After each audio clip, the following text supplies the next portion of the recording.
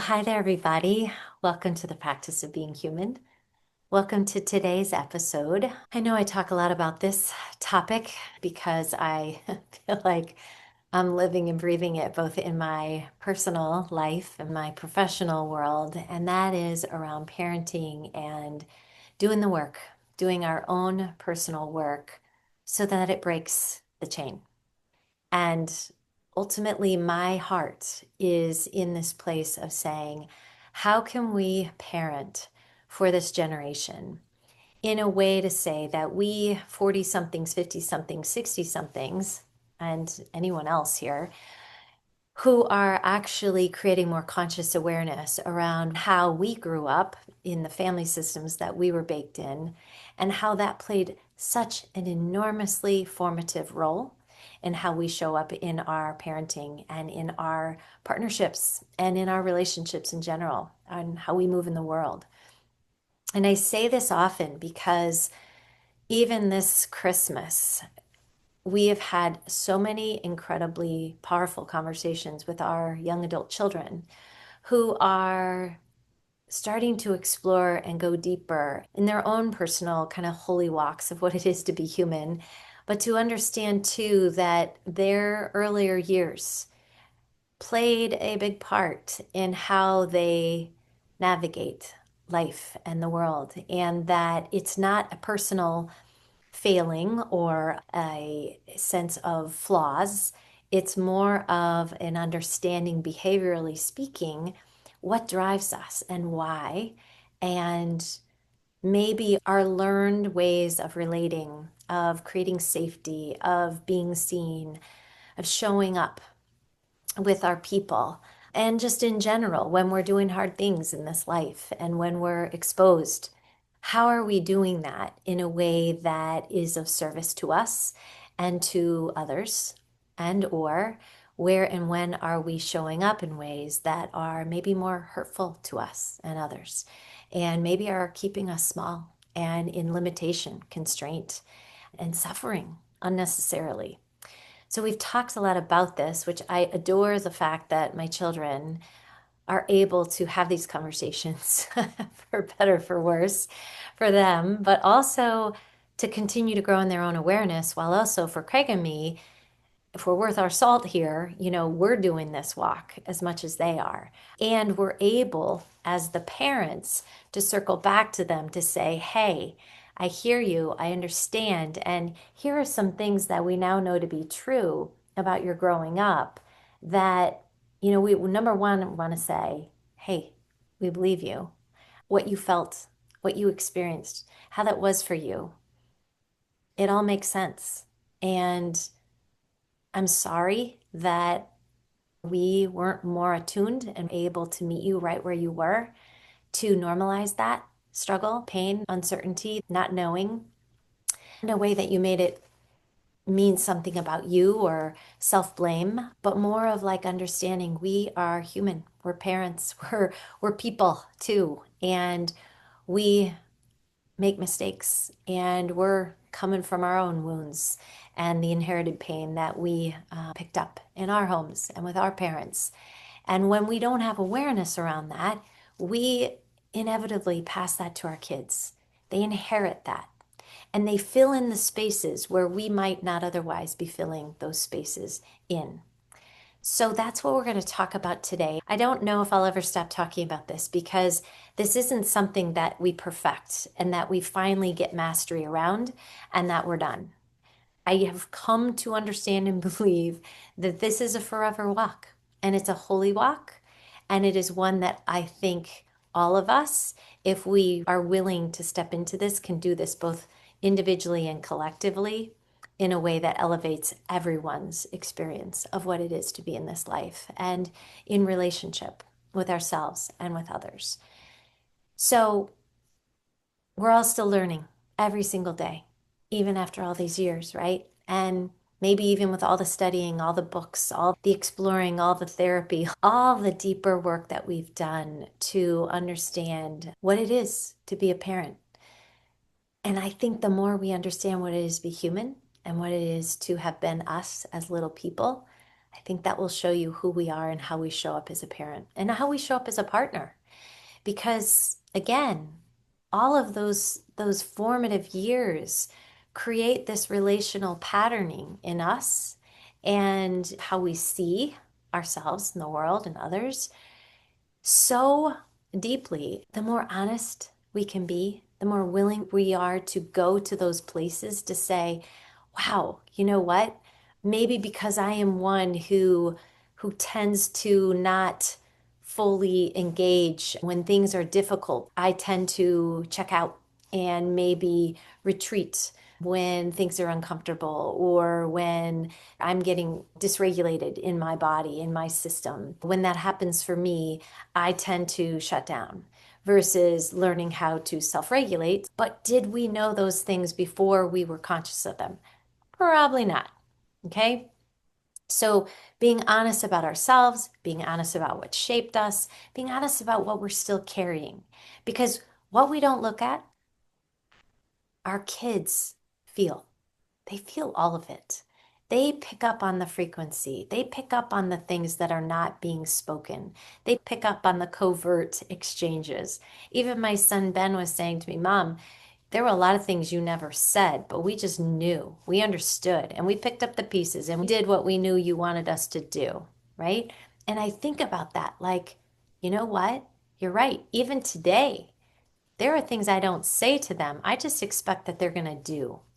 And that is a contract that we get very established in early on, and that can continue forward until we know differently. And so for me, Ben calling my attention and awareness to it has caused me to take pause. And even now, I'm like, okay, before I clean out the food in the sink that's sitting there that makes me crazy when the kids don't clean the sink out, I might just say, hey, by the way, going forward, I'm cleaning the sink out here, but when you guys are cleaning your dishes, which is awesome, and you're putting them in the dishwasher, also do a scan of the sink. And if there's any food in there, can you just kind of wash it down the drain? Because that just would be appreciated and it keeps things moving and grooving.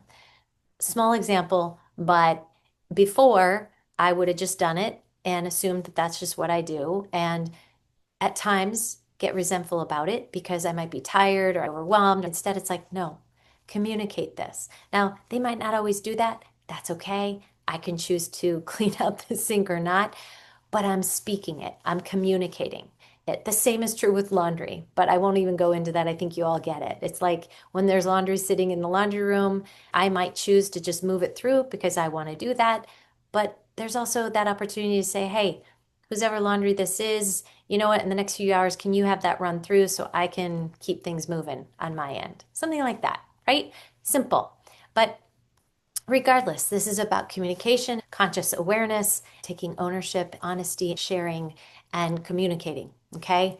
So, we're going to be talking about that because I think there is an awful lot at play in our families, in our homes that are not spoken and I think can be destructive and I think can kind of feed into relationships and relational dynamics that otherwise could be so much healthier and of greater service to all of us with more awareness. So it's about breaking chains and doing this brave, uncomfortable, sacred work of becoming conscious adults because we can. And then this allows our kids to go into their adulthood a little less tangled and a little less baked in what we didn't name, but hopefully we've done our work enough to say we're not adding to that pile of things. We're not adding to the weight that you're carrying with those things that we could otherwise bring awareness to and take ownership of for ourselves. All right, hopefully that makes sense. We're going to move into the first thing that I think is really important in this parenting thing and in life and in being human, and that's relationship because relationship is everything. If we could strip parenting down to one truth, it's this: the relationship with ourselves, with our kids, with our partners. That's the work. It's not the rule. It shouldn't be the rule. It's not the consequence. It's not the perfect response to our kids, to a situation, but it's about the relationship that we have, the communication, the interaction, the back and forth. And this is something Dr. Becky talks a lot about. It lands every time, which is the relationship is the intervention. So when you're thinking about interventions and being able to do something differently, how do we do that? We do that by changing the relationship.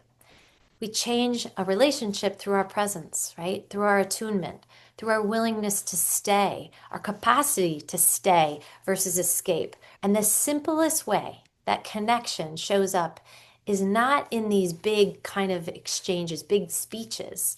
It's more when we have these exchanges and our kids are sharing with us what's going on inside of them and what they're experiencing, to stop and to say, yeah, I believe you. I hear you. I know. Not maybe you'll be fine, or what's the big deal, or here's what you should do, or it's not that bad, or you shouldn't be feeling that way. Instead, it's like, yeah, I know. I hear you. I see you. I gotcha. I know that hurt. I know you're disappointed. I know you didn't want it to be this way. Because when we say I know, think about those two words, I know. What we're saying is, you make sense to me. You're not too much. It's okay. You're not alone. And that, my friends, is how safety in relationship and for our nervous systems is created, how it's built. Because so many of the young adults I work with, they don't lack discipline, but they might have lacked emotional companionship. They learned how to perform and do it very well, but maybe not so well how to feel deeply, to allow the bigness of their feelings. So again, relationship, it's the most important thing. And the seeing and the knowing, that comes right after that. That's what's at the heart of it. So it's relationship first, always. Number two would be regulation before wisdom, before correction. And this is something we've talked about in previous podcast episodes, but I say it because I think it cannot be overemphasized. Here's something we're rarely taught. A nervous system that doesn't feel safe, that's in distress, that's overly dysregulated or activated, cannot learn. Because when your child is melting down, or you are melting down, or acting out, or maybe pulling away, that's never a moment that we're going to be able to cognitively process and reason and be rational. It's not a teaching moment, it's a regulation moment. And with regulation, that is where we understand that behavior is not the problem. Behavior is communication. And when we feel unsafe, we get dysregulated. And when we get dysregulated, we get reactive. And when we get reactive, we do some and say some things that might otherwise we wouldn't say or do. It's because we are in overload and we don't have a skill set that we have built to know how to regulate first and then respond. Instead, we're just in reaction mode. We're in fight, flight, freeze mode. So remember, behavior is not the problem. Behavior is communication. So your child isn't being difficult, or you aren't being difficult, but your nervous system, you're having a hard time. Your nervous system's having a hard time. So it's like you're a good parent having a hard time. You're a good parent who yelled. Your child, it's a good kid, having a hard time. The nervous system is always where we want to start. We want to ground it. We want to engage with it. We want to anchor it and regulate it. So before the lesson, before that sense of real connection, before the learning, before the natural consequence, we regulate, we ground, we breathe. We might soften our voice. We might slow our roll. I even know that slowing our words down is super powerful and helpful. And we slow our body. And we can say, hey, I'm here. We'll figure this out. You're safe. And that can be as true for us as it is for our young person, our young adults. I'm here. We'll figure this out. You're safe. This doesn't mean no boundaries, but it means safety first, structure second. And here's the hard part. Okay, you ready for the hard part?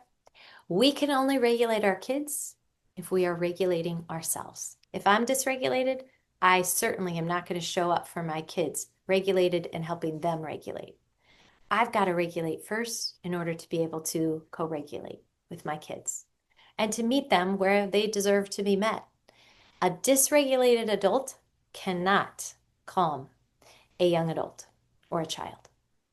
So sometimes the work is me stepping back, me breathing, me grounding, me taking a walk, going and get a glass of water, me choosing not to escalate, not to use words. It might just be taking that sacred pause and breathing and then circling back, returning. The rupture occurs, the repair comes and follows. This is not weakness, my friends. This is leadership. Number 3 that I think is vital, and I know I've been saying it in the first few ones that we've been talking about, but I'll say it again. This is about us as much as it's about our young adults, about our kids. This is about us too, okay? Here's the part no one really warns you about. Parenting is going to touch every unhealed place within you. Your wounds, your kids are going to be very expert at tapping into those wounds. They know them, they see them, they can feel them. And they're not purposely trying to hurt, but their work is almost to wake us up, right? So every old wound, every story you've never questioned, every coping strategy you built to survive, if we don't pause and reflect, we will accidentally hand our kids, our young adults, our baggage. We're going to react. We're going to pass to them the weight of our unhealed and wounded parts in ways that are not theirs to hold. It is not theirs to fix. It's not theirs to carry, right? So when we think about what it is to recognize this is about us, this is about reflection. This is about self-awareness. It's about being honest, right? And it's about saying, why is this hitting me so hard? What am I afraid this might mean about me or about my child? Is this about my child? Or maybe is this about me? So healing is really about reclaiming our agency, our self-agency, because it's about realizing we don't need to control others to feel okay. In fact, reflection helps us say this: I don't need my child to be different so that I can feel safe. I don't need them to do anything, say anything, be anything different for me to feel safe. That's my work. That's my regulation. That's my agency. I don't need perfection to feel worthy. And I can stay with discomfort without outsourcing it. Because sometimes reflection sounds like being honest out loud. This one is hard for me, right? Or I'm working on not bringing my past into this moment. Or you know what? That yelling, it's on me. That's not about you. And I apologize for yelling. Now let's talk about what just transpired, because I'm not okay with this, and this is why. For instance, that's just a thought, right? But again, you can find ways, you can build skills to do this a little differently. And that kind of truth doesn't destabilize kids. It humanizes us. It humanizes our kids as much as it humanizes us.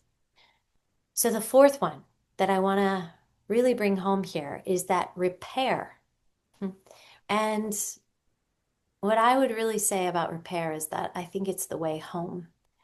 What I mean by this is that ruptures are inevitable. We've talked about this in previous episodes as well. Ruptures are part of relationship. It's part of being a separate being and being in relationship with another. We're going to have inevitable ruptures, right? If there's a real exchange with another, ruptures are inevitable. But the most powerful thing we can learn, the skill that we can learn as parents, as humans, is how to repair. This is something I wish every parent knew sooner because I don't think we often know how to come back after we have maybe been dysregulated and reactionary with our kiddos, which has left them often holding baggage and inherited pain that was never theirs to hold, right? And they carry that throughout their lives until they learn otherwise. So here's the thing: repair is the way home. Secure relationships are built through rupture and repair. It's not about constant harmony. It's not about perfection. It's about showing up. And it's about saying, I see you. I'm coming back around. I might need to step away, but I am coming back. To be able to acknowledge that, communicate that, creates safety, right? But if we walk away or we disengage or we shut down or we dismiss, you can imagine what that does to a child's nervous system, a young adult's nervous system, a partner's nervous system. It says, red alert. This is not safe. This person is not safe. This exchange is not safe. We want to always create safety, but we also have to learn how to regulate and understand what it is to repair. Disconnection is going to happen. Conflict's going to happen. You're going to miss it sometimes. Even when you know what you know, you're still going to miss it. Happens all the time for me. You're going to say the wrong thing. You're going to raise your voice. You're going to walk away when you wish you hadn't. You're going to wish you said something that you didn't, or you wish you hadn't said something that you did. But repair sounds like I was wrong. I shouldn't have said it that way. Let's try again. It's not explanations. It's not defensiveness. It's not shame. It's truth. It's opening up. It's willing to engage. And it's not coming from this place of blame or shame. It's truth. It's allowing. And here's the deeper layer to that. Repair isn't only something we do with our kids. It's something we do with ourselves as much as what we do with our partners. So many parents apologize to their kids. That's not the same thing. And when we apologize to a partner, it's like, sorry I did that. Like, let's move on. That doesn't land as well, right? It could just be a, hey, you know what? Sorry about how that went down, and I'm sorry how I showed up for that, and let's talk about it. Or, hey, if you want to revisit this, I'm willing to do so. I'm happy to do so. I'm not real proud of how I showed up for that, right? Instead of, sorry, let's just move on. Let's not acknowledge what happened. Let's just move along. And kids, we do that with our kids all the time, and we do it with our partners. Instead, learning how to apologize, but not in a way that's saying lack of repair. It's saying, hey, we're opening up to repair here. And this isn't just an apology and moving on. This is a space to open up and to say, hey, I'm human. I can learn. I can repair. And I'm open to talking about this and potentially changing some things up and changing. And that's healing. That's what healing sounds like. And that's what teaches our kids something so profound. Because mistakes, screwing up, messing up, misstepping, it's not the end of love. It's not a bad thing. It's not a problem. In fact, it can be something that says, yeah, I'm a human. Let's deepen this connection here by taking ownership of those missteps or that big mess up and circling back around and saying, hey, you know what? Super sorry about this. Or I'm really struggling that I said or did that thing and still working it through, but want you to know that that wasn't about you. That's teaching our kids that mistakes don't end love, they deepen it. So, five, the final one that I was going to talk about today is that most humans are more resilient than we think. And I love the word resilient for a lot of reasons. And I want to offer you maybe some relief here. We are living inside a very fear-based culture. It's a parenting culture that is so fear-driven, and one that tells us that one wrong move ruins everything. It's all or nothing, good or bad, right or wrong. It's not that at all. In fact, it's recognizing there's a middle ground. There is room to repair. Most kids are resilient. Most humans are resilient. Most families are far more okay than they feel on their hardest days. So understand that stress itself isn't the hard thing here, right? Stress doesn't harm our kids, but isolation does. And often, if we're not helping ourselves regulate ourselves when we're under enormous pressure and stress, isolation is typically what follows for our kiddos, for our partners, for ourselves. So instead, to recognize stress isn't the problem, it's not learning how to skillfully regulate through stress and communicate that to ourselves and to others. That becomes the problem. And then isolation follows suit. Isolation becomes the problem, right? It's not stress itself. So, what protects children is not perfection. It is not stress free anything, because I don't know about you guys, but stress is just going to be part of the package. It's about connection, though. We can still connect with our people, we can still connect with ourselves and our partners when we're stressed. So if you are staying in relationship and you're coming back around after rupture and you're reflecting honestly, you're regulating yourself and you're choosing repair, you are doing the work. Well done. Stay the course. Keep going, because this is what transcends generational patterns. This is what breaks chains. You are breaking chains. So here's the gentle invitation for this week. Choose one. Maybe say, I know, instead of fixing when you're talking to your partner or your young adult, or even to yourself. Yeah, I know. I see you. I got you. Pause before responding. Name what's yours. Stay on your side. Clean your side of the street up, right? Repair out loud and trust your partner's resilience as much as your children's resilience and your resilience. You do not need to be perfect. You just need to be present. You need to be willing, and you need to keep coming back. Keep circling back, my friends. Keep coming back for the repair. And if no one has told you lately, you are not behind. You are not failing. You are not a failure. You are not wrong. You are not bad. You are not defective. You are not broken. You are a human having a very human experience, and you are learning what it is to know that you are good inside. For all of us, this is really, truly the work. And I am so glad that we get to do this together. And I'm glad you're here, glad you're listening. And I'm so grateful to you, all of you, for being part of this incredible human journey of what it is to be parents, partners, and children. So I'm so glad you're here, sending love to you and your family.